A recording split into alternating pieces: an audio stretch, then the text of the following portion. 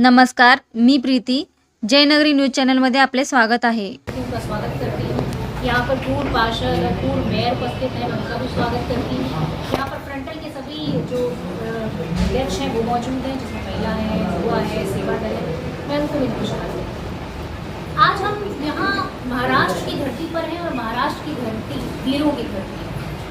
छत्रपति साहू जी शिवाजी की धरती है और ये सावित्रीबाई फुले की धरती है। गर्व की धरती है और आज हम जिस विषय पर डिस्कशन करने जा रहे हैं वो बदलापुर। ये मानवता को तो शर्मसार करता ही है। साथ में हम एक सवाल पूछते हैं एकनाथ शिंदे जी जो यहाँ के सीएम हैं उनसे कि क्या उनके क्षेत्र में जो उनका निर्वाचन क्षेत्र है वहाँ से 4 साल की बच्ची क्या अपने स्कूल के अंदर भी सुरक्षित नहीं है?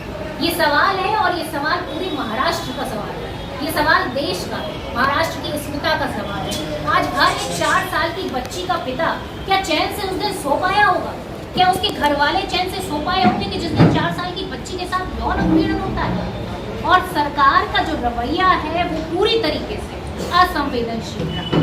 जिस तरह से सरकार ने पुलिस एफआईआर करने में देरी की, आप बताइए प्रशासन किसके अंडर में आता है? गृह मंत्रालय किसके अंडर में आता है? क्या देवेंद्र फडणवीस जी इस बात के लिए माफी मांगेंगे कि 12 घंटे तक उन लोगों की एफआईआर नहीं लिखी गई जिनके घर में जिनकी बच्चियों के साथ अपराध हुआ, 4 साल की अबोध बालिकाओं के साथ यौन उत्पीड़न हुआ? मैं पूछना चाहती हूँ इसके लिए माफी मांगेंगे या नहीं मांगेंगे। दूसरी चीज ये है कि सबसे बड़ी इंपॉर्टेंट चीज है कि किस तरह के सवाल माता पिता से पूछे गए, उनसे साक्ष्य मांगे गए।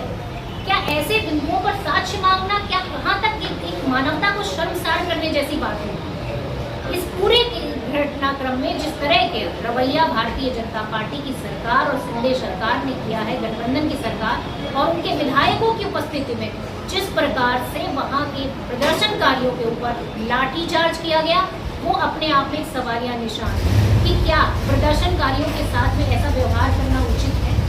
क्या ये सवाल का जवाब इस देश की जो सरकार है, इस प्रदेश की जो सरकार है, उससे पूछना जरूरी नहीं समझते?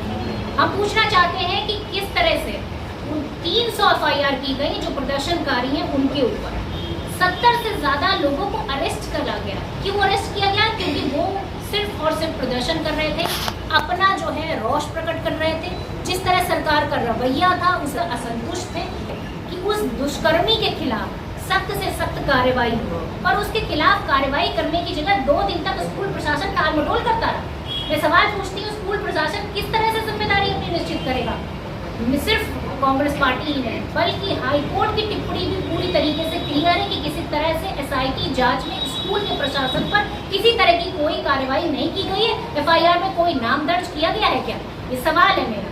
जिस तरह से पुलिस की जो पूरी प्रक्रिया रही वो पूरी तरीके से संदिग्ध रही, जिस तरह से स्कूल प्रशासन पूरी तरीके से संदिग्ध रहा, मुझे लगता है कि पूरी तरीके से बचाने की कोशिश की गई। क्यों बचाने की कोशिश की गई? क्योंकि स्कूल प्रशासन में भारतीय जनता पार्टी के नेता मौजूद थे, भारतीय जनता पार्टी से जुड़े हुए सदस्य वहाँ उस बोर्ड में मौजूद थे, इस वजह से उसे बचाने की कोशिश की। सवाल ये उठता है कि जब एक महिला पत्रकार उस मुद्दे को लेकर जनता के बीच में आती है और गुहार लगाती है कि इंसाफ मिलना चाहिए, इस केस में न्याय मिलना चाहिए, तो उस महिला से जो यहाँ के पूर्व मेयर हैं वो सवाल क्या पूछते हैं? वो सवाल पूछते हैं कि क्या आपके साथ ऐसी कोई घटना हुई है जिस तरह से आप रिएक्ट कर रही हैं?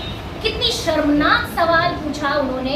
मैं पूछना चाहती हूँ कि क्या उनके खिलाफ ये सरकार, शिंदे सरकार कोई कार्रवाई करेगी या नहीं करेगी? क्योंकि एक बड़ा सवाल है और ये महाराष्ट्र की हर बेटी का सवाल है। आज पत्रकार सुरक्षित नहीं है, पत्रकार से इस तरह के भद्दे सवाल पूछे जा रहे हैं तो आम महिलाओं का क्या हाल होगा? और सिर्फ ये घटनाएं यही नहीं रुक रही हैं, लगातार इसके बाद भी एक रेप की घटना हुई, इसके बाद भी एक मर्डर की घटना हुई। और आपको मैं बता दूं कि महाराष्ट्र में 20,000 से ज्यादा केसेस बच्चों के ऊपर अपराध के हैं और ये देश में सबसे नंबर 1 पर है। आज महाराष्ट्र में हर घंटे 2 बच्चों के साथ अपराध होता है और 5 महिलाओं के साथ अपराध होता है। ये है भारतीय जनता पार्टी के गठबंधन की शिंदे सरकार, ये है महायुति की सरकार। इस सरकार से सवाल पूछा जाना चाहिए कि ये कहते हैं महिला बहन। मैं पूछती हूँ कि महिला बहन सुरक्षित क्यों नहीं है आपकी सरकार में?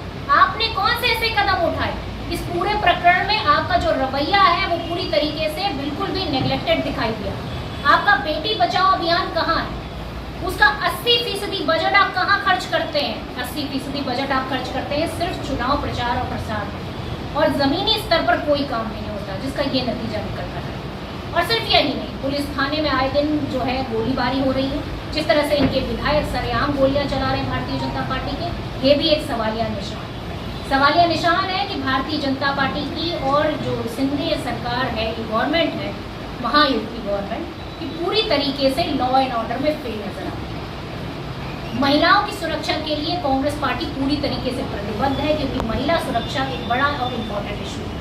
जब निर्भया कांड हुआ, उसके बाद निर्भया फंड बनाया गया। निर्भया फंड से महिलाओं की सुरक्षा के लिए कानून बनने चाहिए थे, उनके लिए पूरी तरीके से वो फंड उन्हीं को समर्पित होना चाहिए, पर उस फंड को भी ये लोग खर्च नहीं कर पाए और ज़मीनी स्तर पर कोई काम नहीं कर पाए। आज महिलाओं की अस्मिता को लेकर जब सवाल पूछे जाते हैं तो इनके नेता मुंह चुराते नजर आते हैं। आप बताइए, क्या कार्रवाई उनके खिलाफ होनी चाहिए जो प्रदर्शनकारी, कार्रवाई उनके खिलाफ होनी चाहिए जो उस अपराध में लिप्त है?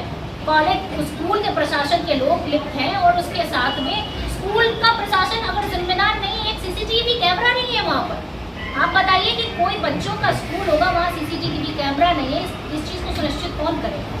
क्या सिंधे सरकार करेगी इस चीज़ को सुनिश्चित? और जब प्रदर्शनकारी प्रदर्शन कर रहे थे तो सिंधे जी छुट्टी बना रहे। तो ये हकीकत है महाराष्ट्र की, और महाराष्ट्र की जनता की और महिलाओं की। ये महिलाओं की अस्मिता का सवाल है कि आज बेटियां अपने आप को सुरक्षित महसूस कैसे करेंगी। सरकार इसके ऊपर क्या ठोस कदम उठाएगी? कांग्रेस पार्टी लगातार इसका विरोध कर रही है। कल हमने जो है महाराष्ट्र बंद का आह्वान किया है। सोलापुर में जो हमारे अध्यक्ष जी हैं और हमारा जितना भी फ्रंटल संगठन है, सब ने मिलकर यहाँ पर पूरी तरीके से बंद का आह्वान किया है।